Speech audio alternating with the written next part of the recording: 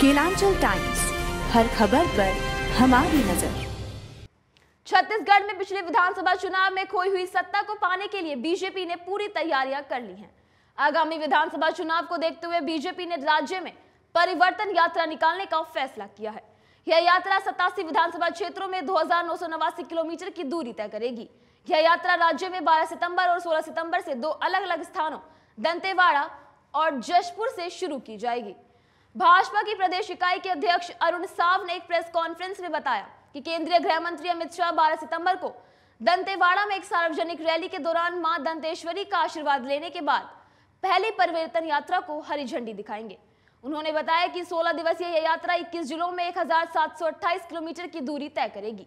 साव ने आगे कहा कि भाजपा के राष्ट्रीय अध्यक्ष जेपी नड्डा 16 सितंबर को जशपुर में दूसरी परिवर्तन यात्रा को हरी झंडी दिखाएंगे और साथ ही में यह कहा कि यह यात्रा राज्य के बिलासपुर और सरगुजा संभाग में 12 दिनों में 1261 किलोमीटर की दूरी तय करेगी।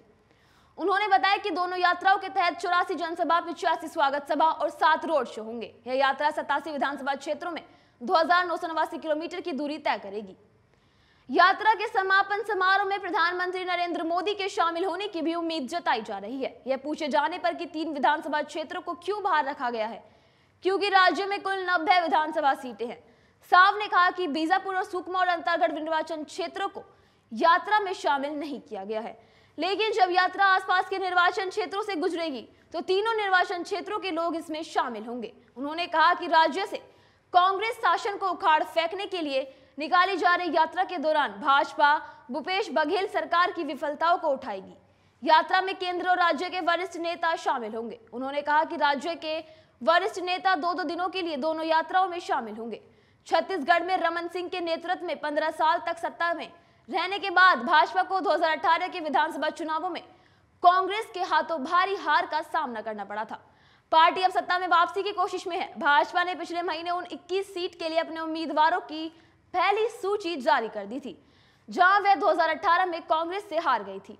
90 सदस्यीय छत्तीसगढ़ विधानसभा के लिए चुनाव कार्यक्रम की घोषणा अभी नहीं की गई है। 2018 में हुए विधानसभा चुनाव में कांग्रेस ने कुल 90 सीट में से 68 जीतें हासिल की थी, जबकि भाजपा 15 सीट पर कायम थी। जनता कांग्रेस छत्तीसगढ़ जोगी को 5 सीटें और उसकी सहयोगी बहुजन समाज पार्टी को 2 सीट पर जीत मिली थी। कांग्रेस के पास वर्तमान में 71 सीट हैं।